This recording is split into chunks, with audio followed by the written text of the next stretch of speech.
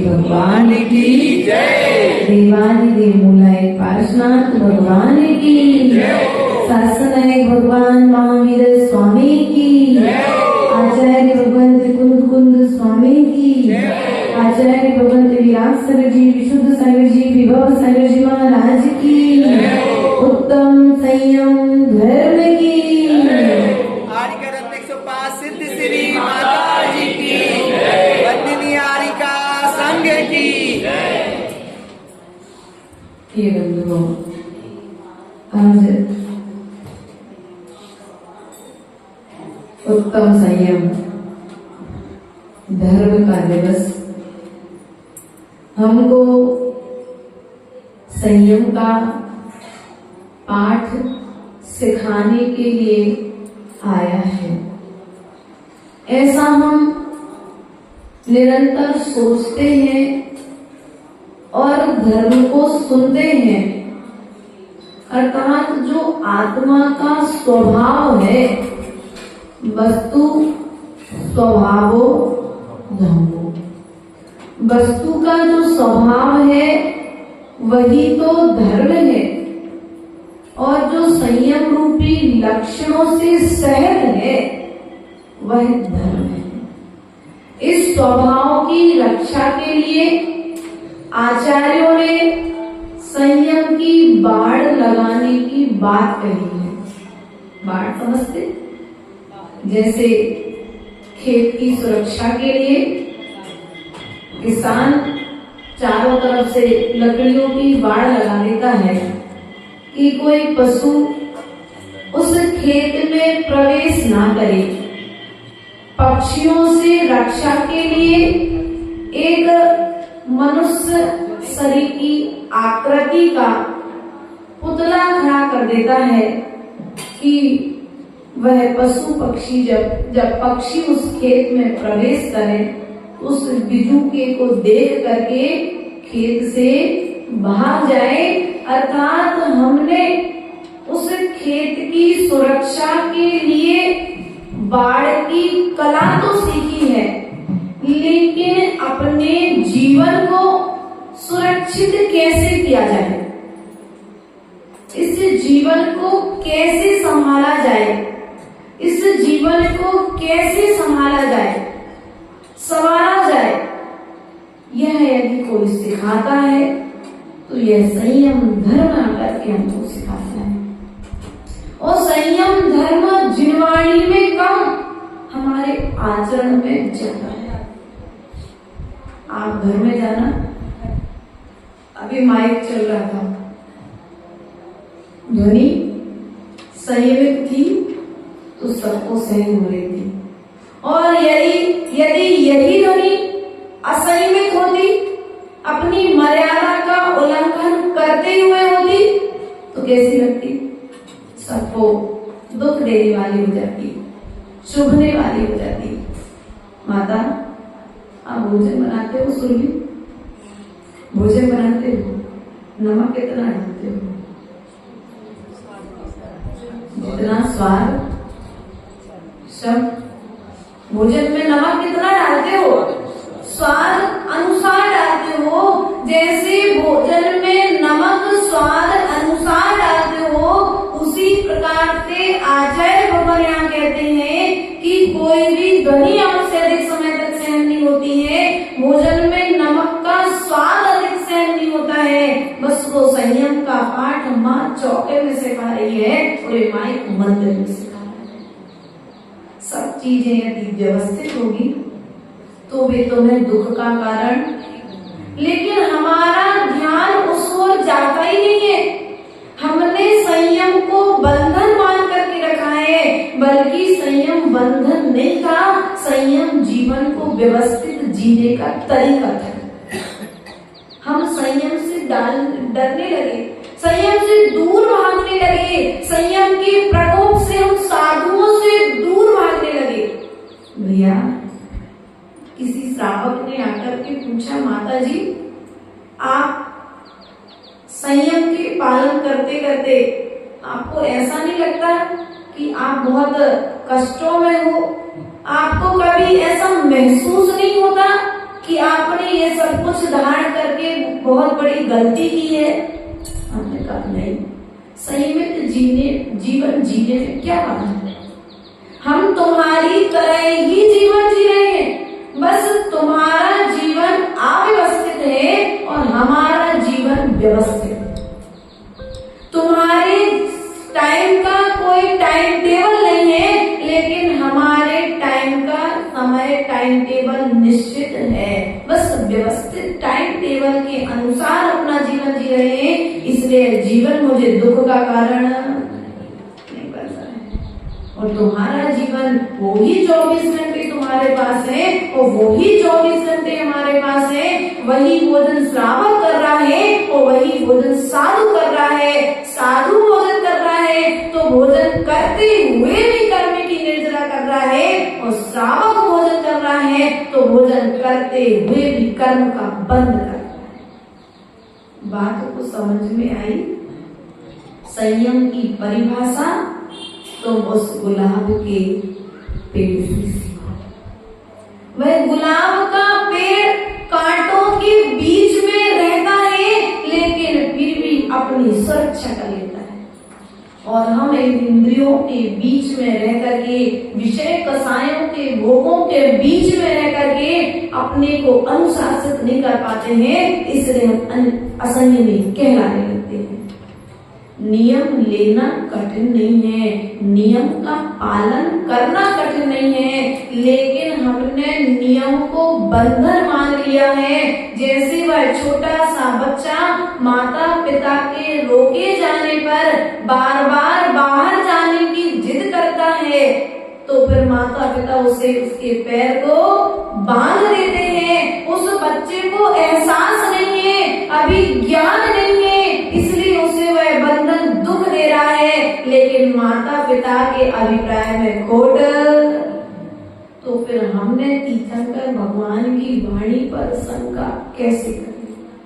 विचार तो करो। मछली चली जाती है क्योंकि अपनी रसना इंद्री पर विजय प्राप्त नहीं कर पाती। हाथी चला जाता है क्योंकि अपनी रसना, अपनी स्पर्शन इंद्री पर विजय प्राप्त नहीं कर पाता है। भौरा चला जाता है, इतना लीन हो जाता है फूलों का रस लेने में कि उसे समय का ध्यान नहीं रहता है, और संध्या कालीन बेला होते ही वह कमल का पुष्प बंद हो जाता है, और वह भौरा उसी रस को लेते लेते मरण को प्राप्त। शायद उस भौरे की तरह हम श्रावकों की स्थिति, हम इन भोगों में इतने लीन हो गए, इतने लीन हो गए कि हमारा ध्यान अपने आत्मा की योग की ओर है ही नहीं। हमें जिस ओर पीठ देकर के बैठना चाहिए था, उस ओर तो हम मुख करके बैठे हैं, और जिस ओर हमें मुख करके बैठना चाहिए था, उस ओर हम पीठ करके बैठे हैं। हम भोगों में इतने लीन हो गए हैं, विलासों में इतने लीन हो गए हैं, अपने ऐस आराम की जिंदगी में इतने लीन हो गए हैं कि अब हमें यह व्यवस्थित जिंदगी जीना भी बेकार। अरे क्या ये बेकार की जिंदगी है? रोज रोज वही कपड़े पहनना? नहीं भैया, ये बेकार की जिंदगी नहीं है, ये तो सौभाग्य की जिंदगी है, ये तो संयम की जिंदगी है। ये जीवन को, यह मनुष्य पर्याय को सिद्धत्व प्राप्त कर वाली जिंदगी है, क्योंकि संयमित है। शौक जहां पर चले जाएंगे वहां पर संयम आ जाएगा, और जब तक शौक रहेंगे तब तक संयम।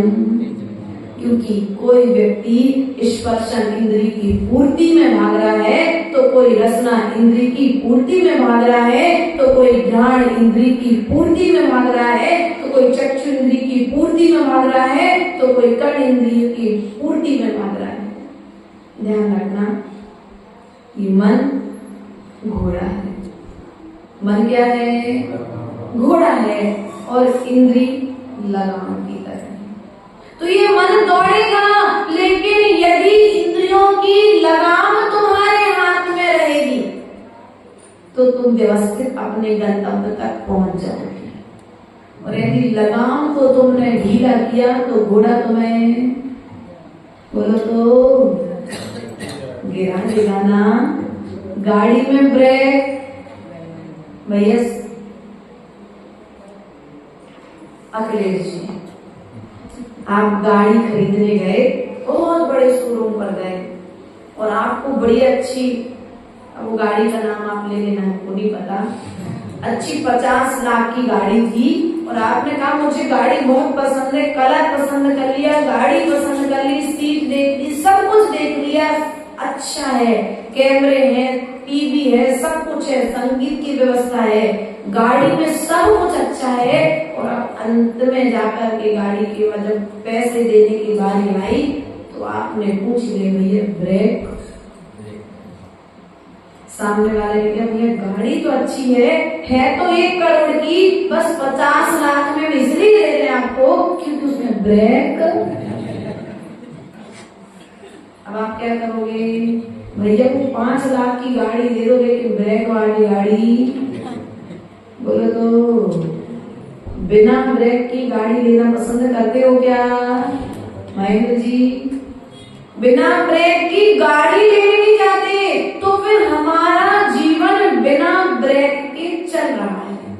इसलिए दुर्घटनाएं, शरीर अस्वस्थ होने का कारण, वचनों से विवाद होने का कारण, आंखों के माध्यम से विकार उत्पन्न होने का कारण, आंखों पर कंट्रोल नहीं है, वचनों पर कंट्रोल, मन पर कंट्रोल। आज मन ने कह दिया आज तो रसगुल्ले खाना है, लेकिन उस रसगुल्ले में भी कितने रसगुल्ले खाओगे? बोलो। एक समय के बाद 2 कटोरी, हम कहते हैं एक भगवान यदि रसगुल्ले कोई अच्छा बड़ा ताकतवर माई का लाल होगा तो एक भगवानी रसगुल्ले खा लेगा, लेकिन उसके बाद भी कहेगा बस, है ना, वो भी बस कहने के लिए तत्पर हो जाएगा।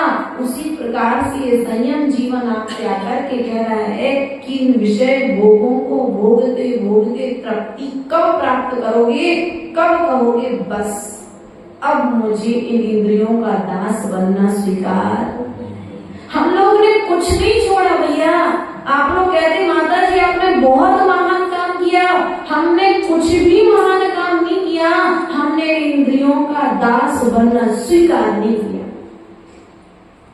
बस इन इंद्रियों के दास नहीं है तो तुमने हमें ऊपर बैठा दिया है, और तुम इंद्रियों के दास हो तो तुम नीचे बैठे। दासता स्वीकार करना अच्छा है कि दासता को छोड़ना अच्छा है? लेकिन आप लोग बाहर के दास बनो तो ठीक है, तुम तो भीतर के भी दास बन करके बैठे हो। विषय भोगों में इतने लीन हो चुके हो कि तुम्हारे लिए तुम्हारी स्वतंत्र जिंदगी तुम्हें दिखाई ही नहीं दे रही है। तुम अपने स्वयं के राजा नहीं बन पा रहे हो। बन पा रहे क्या? एक श्रावक भी जाकर के अगर इन इंद्रियों पर यदि अनुशासन नहीं करेगा तो एक दिन दुर्घटना का पात्र, बीमारियों का पात्र बन जाता है।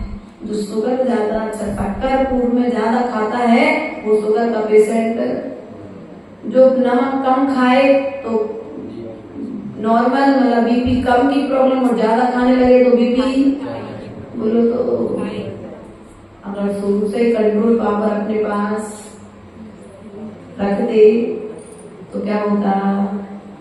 बोलो तो ये इंद्रियां जो हैं तुम्हारे लिए कठपुतली की तरह नाच नचा रही। कठपुतली का नाच देखा?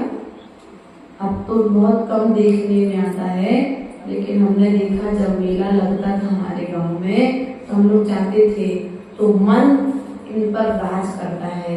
वो कठपुतली को नचाने वाला अपनी उंगली में धागे बांध लेता है और एक पर्दे के पीछे खड़े होकर के उन कठपुतलियों को दूसरा बोलता जाता है। वो कठपुतलियों के माध्यम से अपनी उंगलियों की कला के माध्यम से उन कठपुतलियों को, बस मन राजा है और ये जो उंगलियों की तरह ये कठपुतलियां हैं, ये मन मुझे इंद्रियों के निमित्त से नचा रहा है। ये इंद्रियां कठपुतली की तरह हैं जो मुझे संसार में डाल रहे हैं, मुझे संसार के दुखों में डाल रहे हैं। इसलिए प्रयास ये करो कि मुझे मैं कोई कठपुतली की तरह नहीं हूं कि डमरू बजे और मैं नाचने लगूं। मन कहे कि आज जलेबी खाना तो तत्काल बनाना चालू नहीं। आज उसी वस्तु का त्याग जिस वस्तु के भोग की इच्छा। मैंने देखा है संघ में रहकर के जब आचार्य भगवान हम लोगों को सिखाते थे कि मन जो कह रहा है उसको नहीं जाना है, और प्राय करके मैंने इस चीज को प्रैक्टिकल में कई बार किया और प्राय करके आज भी करते हैं, देख लेते हैं।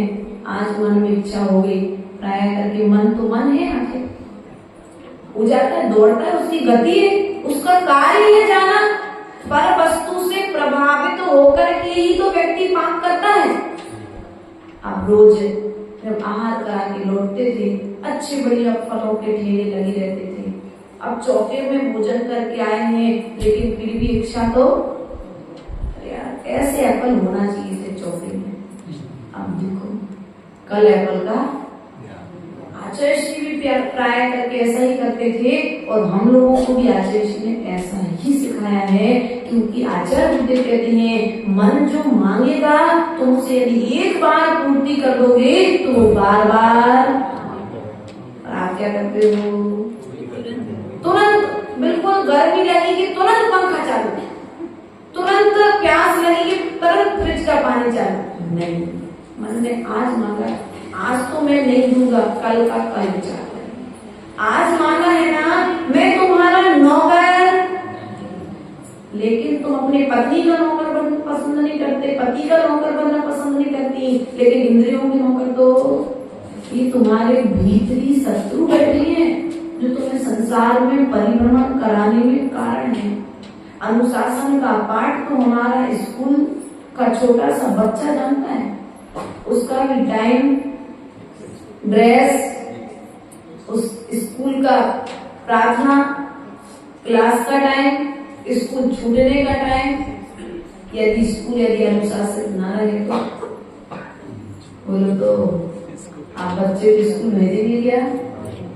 जैसी चाहिए जिंदगी तो आप अपने घर में जी रहे हैं, लेकिन उस बच्चे को अनुशासित जीवन सिखाने के लिए आपने स्कूल भेजा है। लेकिन जब आप स्कूल पढ़ते थे, जो अनुशासन का पाठ आपने स्कूल में सीखा था, वो अनुशासन का पाठ यदि हम जीवन भर अपनाएंगे तो जैसे स्कूल में सम्मान को प्राप्त होते थे, उस प्रकार से विद्यालय में भी सम्मान को प्राप्त होते। हम बड़े होते होते अनुशासन को भी पीछे छोड़ दे। बोलो तो मोबाइल चलाने का टाइम फिक्स है क्या? नहीं है। भोजन करने का टाइम 2 टाइम अन्न खाओगे, लेकिन बाकी टाइम, एक कहावत थी, मुंह सूखा कि बनिया भूखा। क्या? मुंह सूखा कि बनिया, उसको कुछ ना कुछ, अगर रोटी नहीं खाएगा तो सौंफ खाएगा, सौंफ नहीं खाएगा तो इलायची खाएगा, इलायची नहीं खाएगा तो लौंग खाएगा, कुछ ना कुछ तो मुंह में। अरे ऐसा नहीं कहते, पर अच्छी बात है, मंदिर में क्यों कहने, है ना? ध्यान रखना। ये तो आप लोग को शौक हो चुका है, पैसे वालों के शौक है ये। जिनके पास में ज्यादा पैसा हो गया है ना, वे इनके ऊपर ऊपर के व्यसन करने लगे हैं। जिनके पास में ठेला वाला, देखना वो ठेला वाला कम खाएगा, कम पिएगा, लेकिन जो पैसे वाला व्यक्ति है ये देखना है 5 उंगलियां बराबर नहीं है। ध्यान रखना, सब एक से नहीं होते, सब एक से नहीं होते हैं। इसलिए ध्यान रखना है कि जिनके पास में पैसा तो है लेकिन पैसे के प्रति संयम नहीं है, जो पैसे का दुरुपयोग कर रहे हैं, और जिनके पास में पैसा है और पैसे के साथ पुण्य है, सो वे संयम अपने धन का सदुपयोग कर रहे हैं। अर्थात यहाँ पर आचार्य भगवत कहते हैं कि यदि इन उलझनों से भरी जिंदगी को तुम सुलझाना चाहते हो तो संयम का निर्दोष पालन करने का पुरुषार्थ करो। क्या करो? दीपक प्रज्वलित किया, सुलभ भैया हम समझ रहे थे तो कह रहे थे इसे तो सुनो, हमारी सुनो, वो तो सही में थे लेकिन तुम सही में तो नहीं है। सुनो हमारी बात सुनो। दीपक की लो देखी, दीपक प्रज्वलित किया कभी नहीं किया? कुछ लोगों ने किया, सब लोगों ने किया, पीछे वालों ने किया कि नहीं किया? तो अच्छे से बोलो ना, हो किया कि नहीं किया? वह दीपक की लो हवा के प्रकोप से लहराती है, देखी ना अपन ने। अब यदि वो लो लहराती रहेगी तो पास में रखा कपड़ा, अंगोछी, चवर आदि में आग लगने की संभावना रहती है ना। आप यदि वहां पास में खड़े तो आपके धोती दुपट्टे साड़ी में भी आग लग सकती है। अब ये दृश्य मंदिर में चल रहा था, एक दीपक जल रहा था, हवा बहुत तेज आ रही थी, दीपक बुझा नहीं, लेकिन फिर भी लो बहुत तेज लहरा रही थी। और जब लहरा रही थी तो ऐसी लहराती हुई लो को देख करके क्या किया, एक ज्ञानी पुरुष आया। उस ज्ञानी पुरुष ने दुर्घटना की संभावना को ध्यान में रखते हुए उस दीपक पर चिमनी लगा दी। क्या किया? चिमनी लगा दी। अब वो चिमनी लगा दी तो क्या हुआ? दीपक का प्रकाश तो हो रहा है लेकिन हवा की लो अब दुर्घटना। उसी प्रकार से विषय कसायों की हवा तो जीवन में आएगी, मन तुम्हारा विचलित होगा क्योंकि संसारी प्राणी है, भटकेगा, इधर उधर जाएगा, लेकिन ये तुम्हें विचार करना पड़ेगा कि मुझे इस वस्तु का उपभोग करना है कि नहीं करना है। अर्थात तुम्हें संयम की चिमनी अपने मन पर लगानी पड़ेगी, और जब संयम की चिमनी लगाओगे तो कभी दुर्घटनाओं के दास नहीं बन पाओगे। दुर्घटनाएं उनके जीवन में होती हैं जो संयम को अपने जीवन में धारण नहीं करते। संयम कहीं बाहर नहीं है, संयम हमारे भीतर में ही है। हम रोज संयम की जिंदगी जीते हैं। गैस चालू करते हो, गैस चालू करते कि नहीं करते?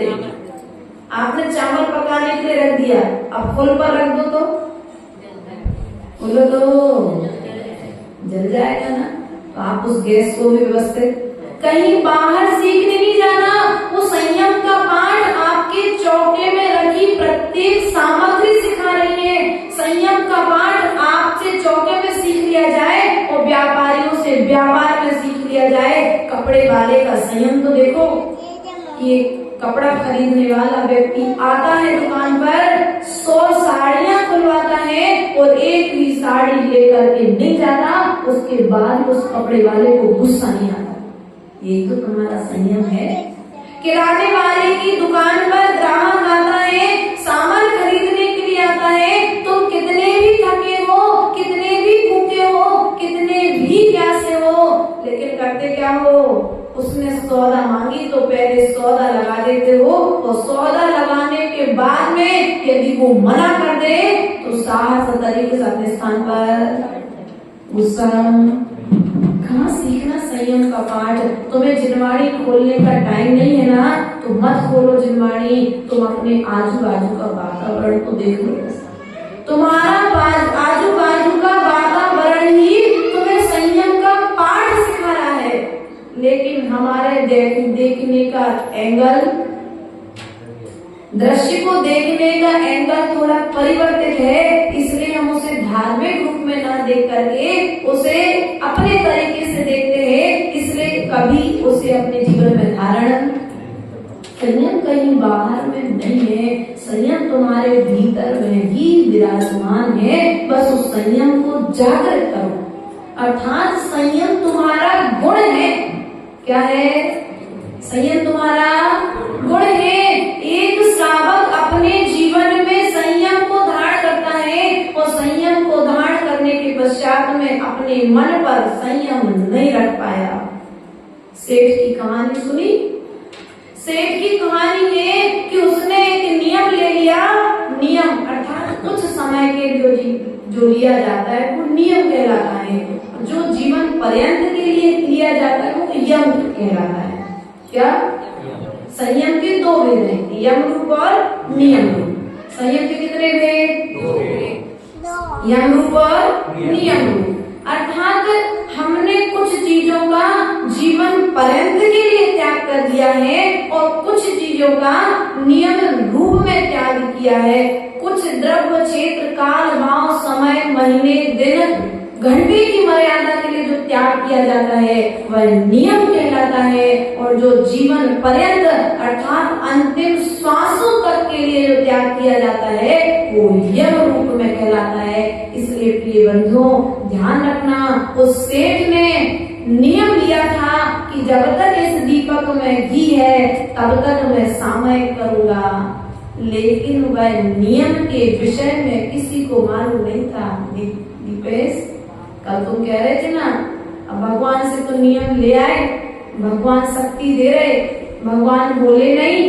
हमने कहा भगवान ने भाव कही थी का? बोले यदि भगवान ने हाँ तो बोला है, जब तो इतनी शक्ति आ रही। हमें ध्यान रखना, भगवान शक्ति देने वाले नहीं है। यदि भगवान शक्ति देंगे तो वे भगवान नहीं। सिद्धांत से घटित करो, वे भगवान तुम्हारे भीतर में जो त्याग के प्रति समर्पण है वो समर्पण तुम्हें शक्ति प्रदान करता है। संकल्प के प्रति तुम्हें जो आस्था है वो आस्था तुम्हें शक्ति प्रदान कर रही है। तुम्हें जो विश्वास है कि मैं उपवास करूंगा तो मेरी कर्म की निर्जरा ज्यादा होगी, इन भोगों को तो मैं तो रोज भोग रहा हूँ। 365 दिन में से 5 दिन के उपवास किए हैं, अपने आप को महान नहीं मान रहे, विनय पूर्वक बैठे, वरना देखने में आ जाता है कि हमने 5 उपवास करे हैं, हमारी तो कोई पूछे ही नहीं रहो। अब वे उपवास तो करे लेकिन अहंकार की पूर्ति के लिए करे, सो सब कुछ। ध्यान रखना, वो सेठ ने नियम तो ले लिया, लेकिन नियम लेने के बाद सेठानी को नहीं बताया। अगर सेठानी को बता देता सेठ या कोई गुरु से नियम लेकर के जाता तो शायद उसके परिणाम खराब। उस नियम की व्यवस्था वो सामयिक करने बैठ गया सेठ। अब प्यास लगी, सेठानी ने सोचा देखो संध्या कालीन हो रही है, अब सेठ जी अभी तक सामयिक से नहीं उठे और मंदिर में अंधेरा होने वाला है, सो एक काम करो, दिया थोड़ा सा घी और डालो। सो सेठानी ने बड़ी आराम से जाके थोड़ा सा घी डाल दिया। सेठ अभी अब सेठ का तो नियम था कि दीपक बुझेगा तब सामयिक छोड़ेगी। सेठ अपने नियम के पक्के, मन अपने आप में विचलित होने लगा। अब ऐसा करते करते जैसे दीपक का घी खत्म हो, सेठानी आकर के घी डाल दे और सेठ को लगी थी भीतर भीतर प्यास। सुसामय करते करते भीतर के परिणामों के बल पर अपनी ही बावड़ी में मेंढक बन गए। क्या हुआ? इसलिए कभी भी कोई भी नियम लेने जाओ, अपने आजू बाजू वालों को, कम से कम अपनी पत्नी को तो कम से कम वो तुम्हारे नियम में सहयोग। अगर गुरु विराजमान है तो आचार्य गुरुदेव सदा कहते थे कि गुरु से ही नियम। कोई भी गुरु हो, कोई भी संघ के हो, ये संघवाद और पंथवाद यहाँ तो नहीं है, लेकिन इस मीडिया के माध्यम से मैं कहना चाहूंगी, अन्य लोगों से भी कहना चाहूंगी कि संघवाद और पंथवाद से यदि परे रहोगे तो नियमों का निर्दोष पालन करवाओगे। और संघवाद और पंथवाद में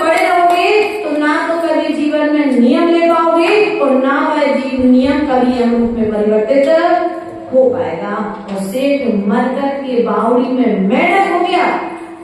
एक मुनिराज की कहानी आती है, मन विचलित हो गया। क्या हो गया? मन को मजबूत रखना था हमको, लेकिन मन को मजबूत नहीं रख पाए। प्राची आई थी, बढ़िया आकर के अच्छा ताजा खरबूजा आया है। आज मैं माता जी को अच्छे ताजे, महाराष्ट्र में परंपरा है कि फल खेत में जो पहला फल आता है, चाहे गड़न तो हो, चाहे वो अभक्ष हो या भक्ष हो, वो पहला फल भगवान को समर्पित किया जाए। गाजर हो, चाहे मूली हो, चाहे कोई भी फल हो, अब वो फल भगवान के लिए समर्पित करना, अर्थात मेरी पहली संपत्ति अधिकारी आप, ऐसा करके वो समर्पित करते हैं भगवान के लिए। ऐसे यहाँ के श्रावकों के मन में आ गया कि चलो कम से कम खेती बाड़ी करते हैं तो पहली फसल अच्छे आम आए हैं और अच्छा खरबूजा आया है, माता जी को हम चढ़ाओगे, पता है तुम लोग, लेकिन फिर भी कल्पना कर लो थोड़ी देर के लिए। अब चढ़ा तो दिया तुमने, अब माली ने तत्काल व्यवस्था नहीं बना पाया, समय का समय हो गया था और महाराज जी भी नहीं देख पाए तत्काल में, या हम लोग नहीं देख पाए, रखा रहा। अब रखा तो रहा, सामय करने को बैठ गए, लेकिन वो आम की खुशबू अब ढाड़ी पर विजय, कितना अच्छा आम है, काश आज ये आम मुझे आहार में मिलता तो कितना आनंद आता। अब ये जो भाव मन में आ गया ना मुनिराज के, इस भाव ने उन मुनिराज को उस खरबूजे में कीड़ा बना। मन पर कंट्रोल पावर ना होने का कारण, ध्यान रखना। श्रावक का उदाहरण भी दे दिया और मुनिराज को उदाहरण भी दे दिया। महान दोनों जब हैं जब मन पर कंट्रोल है, वरना हमारा भी सब कुछ बेकार और तुम्हारा भी सब कुछ बेकार। इसलिए यदि कोई करने योग्य चीज है तो अपने मन को कंट्रोल में कर। मंदिर में आप आए, आंखों पर संयम नहीं रख पाए, अच्छी साड़ी पहन के आई थी पड़ोसन, तो घर में जाकर के अब वो बाजार में भी नई फैशन की जो साड़ी आई है वही मुझे चाहिए है। तो पति से याचना, अरे आंखों पर संयम रखते, अरे उससे अच्छी तो मेरी साड़ी लग रही है। कितनी साड़ियां खरीदेंगे हम, पहले इतनी तो त्याग हो जाए, फिर आगे परिग्रह की बात। लेकिन आंखों पर संयम है क्या? जितना भी परिग्रह आज तुम्हारे पास में है, सब परिग्रह का कारण है संयम की विराधना, है कि नहीं? सुलभ भैया शास्त्र की गलत है तो बता रहे मुझे, पड़ोसी को नहीं बताना, हमको बताना है, ध्यान रखना है। मुनिराज आज सुगंध दशमी की कहानी, अर्थात आप व्रत कर रहे हो, किस लिए कर रहे हो? सुगंधित तन पाने के लिए, बोलो तो उस रानी की तरह वैभव पाने के लिए। ध्यान रखना, पहले उस कथा की ओर एक बार जाकर के देखना कि उस रानी ने पाप क्या किया था। पहले एक वह जो रानी थी, राजा और रानी एक साथ महल में विराजमान थे और मासूकवासी मुनिराज आहार की मुद्रा लेकर के नगर में आ रहे थे। और जब वे नगर में आ रहे थे तो सबका ध्यान मुनिराज के प्रति आकर्षित हो गया। रानी ने ईर्ष्यावश अपने मुख में पान की पिचकारी को मुनिराज के ऊपर थूक दिया। क्या किया? बोलो तो, उसने तो मुंह से थूका था, लेकिन अपन अपशब्द कहकर के भी तो अपमान। वो थूक तो एक बार गिरा और साफ हो गया। मुनिराज ने कमंडल के पानी से साफ कर लिया होगा, अपनी मुद्रा छोड़ी और अंतराय समझ करके वे वापस जंगल की ओर चले गए।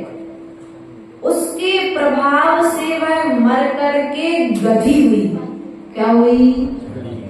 उसने मुनिराज का अपमान किया था ना, ये गधे की जो पर्याय ढेचू ढेचू करते रहते बाहर में, काय की है ये अपमान की पर्याय है। सम्यक दृष्टि आत्माओं के अपमान की पर्याय है। ये महाव्रतियों के महाव्रतों की विराधना की पर्याय है। और और यदि आपको प्राप्त करना है तो खूब साधुओं की निंदा करो, खूब साधुओं की बुराई करो, व्हाट्सएप करो, चैटिंग करो, फोटो करो, क्या जाते हैं अपना, हमारा कुछ नहीं जा रहा, जिनवाणी का कुछ नहीं जाएगा, मंदिर में बैठे भगवान का कुछ नहीं जाएगा, सब कुछ किसका जाएगा, जो आज मिला है वो सब छूट जाएगा। तो मैं तुरंत गति में जाकर के बोलना पड़ेगा। वो मर करके गदी हुई, गदी से मर करके सूखरी हुई, अपने मुख से मल फेंका था ना, तो दरवाजे दरवाजे लोगों का मल खाना पड़ रहा है। सूखरी की पर्याय मल का, मुख से मल निकाल। अब शब्द क्या है, कल बताया था, अब शब्द क्या है, मल है, और अपने मुख से जो मल रूप शब्द निकाले हैं, सो उस मुख से अब तुम्हें सबका मल खाना पड़ता है। इसलिए कभी भी ध्यान रखना, मुनियों की कभी निंदा नहीं करना, महाव्रतियों की कभी निंदा नहीं करना। माता जी महाराज जी बन पाओ या ना बन पाओ, हो सकता है तुम्हारे अनुसार वो साधु ना हो, साधना थोड़ी कम करके जानता हो, प्रभावना थोड़ी कम करके जानता हो, और हम तो कहते प्रवचन बिल्कुल भी दे करके नहीं जानता हो, लेकिन फिर भी तुम उनके चरणों की वंदना करने चले जाना, तुम्हारे कर्मों की निजरा। लेकिन आज स्थिति कुछ, जहाँ मंच होगा, जहाँ संगीतकार होगा, जहाँ बढ़िया सा तिलक होगा, वहाँ पर व्यक्ति वहाँ जाना श्रेष्ठ है, हम मना नहीं करते, लेकिन फिर भी उनका भी ध्यान रखना जिन्होंने बिच्छी कमंडल को धारण। कल बताया सैलेश भैया हम बैठे थे, उन्होंने बोला माता जी हम तो सब पूरे इंदौर में सब लोग साधुओं की मांग कर रहे थे कि हमें मुनिराज चाहिए। क्या चाहिए? हम तो उन साधुओं की खोज कर रहे थे जिन साधुओं के लिए कोई ना बुलाना चाहता हो। हम ऐसे साधुओं को लाना चाह रहे थे जो प्रवचन भी ना कर पाए, मात्र साधना करें, हम उनकी सेवा करके अपने सम्यक दर्शन का पालन करना चाहते। अगर तुमने सेवा का भाव बनाया था तो सम्यक दर्शन, सम्यक ज्ञान और सम्यक चारित्र की सेवा करने के लिए तुम्हें 3 माता जी यहाँ पर, तुमने कोई लोभ का प्रलोभन का भाव नहीं रखा था ना शैलेश भैया, इसलिए तुमके तुम्हारे फल अच्छा बोलो तो मिला कि नहीं मिला? अच्छे नहीं हम लोग, ऐसे तुम्हारी गर्दन थोड़ी सी मतलब ऐसे ऐसे हो रहे, जैसे स्प्रिंग में जैसे बूढ़े लोग की अपने ऑटोमेटिकली होती है ना, वो एक पहले चलता था, एक गुड्डा चलता था, मेरे से हम लोग लेके आते तो उसकी गर्दन में स्प्रिंग रहती थी, तो अपने आप थोड़ा से भी हल्ला हुआ कि वो अपने आप माता जी कह रही गाड़ियों में लगा रहता है करके, तो ऐसा नहीं अपने आप हिल रहे कि सच में हिला रहे हो। ध्यान रखना है।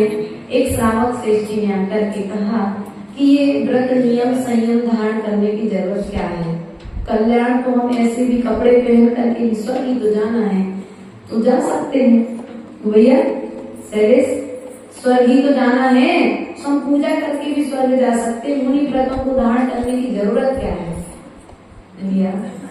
इस प्रश्न का उत्तर देते हुए आचार्य भगवत ने कहा है कि देखो, आम का बीज बोओगे तो आम के फल, आम का बीज बोया है तो फल नहीं आए अभी, लेकिन बीज पेड़ काय का कहलाएगा? बोलो तो किस चीज का कहलाएगा? आम का पेड़ क्यों कहलाएगा? क्योंकि आम का बीज, आज तुमने जो चारित्र के बीज बोए, जो तुमने संयम के बीज बोए, वे निश्चित ही भविष्य में जाकर के तुम्हें सकल चारित्र का कारण बनेंगे, और सकल चारित्र का कारण बनेंगे वे तुम्हें सिद्ध अवस्था को प्रदान करेंगे। विश्वास रखना, क्योंकि बिना मुनि बने तुम्हारे लिए सिद्धि होने वाली, इस बात का विश्वास रखना।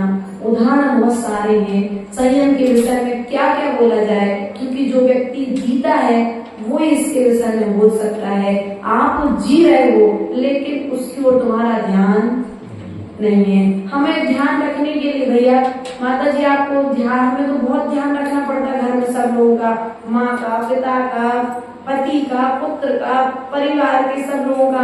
माता जी आपको किसी का ध्यान नहीं रखना पड़ता, हमने रखना तो पड़ता है। किसका?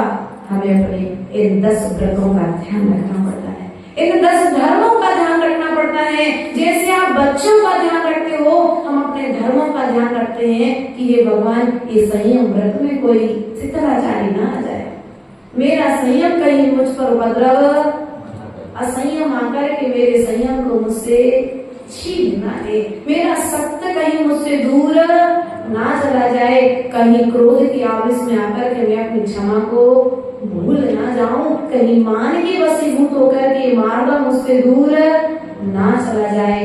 कहने को बहुत कुछ है, लेकिन फिर भी आपसे इतना ही कहेंगे, आज संयम का दिवस है। नदी के 2 तट हमें संयमित रहने की कला सिखाते हैं।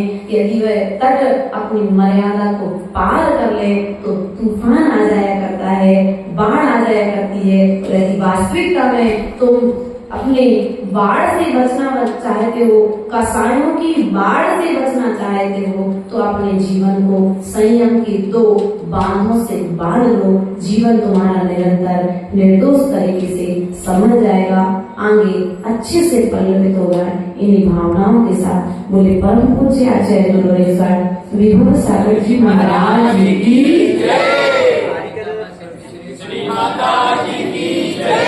निर्वाणी की ज्ञान दे सूर्य लोका हो।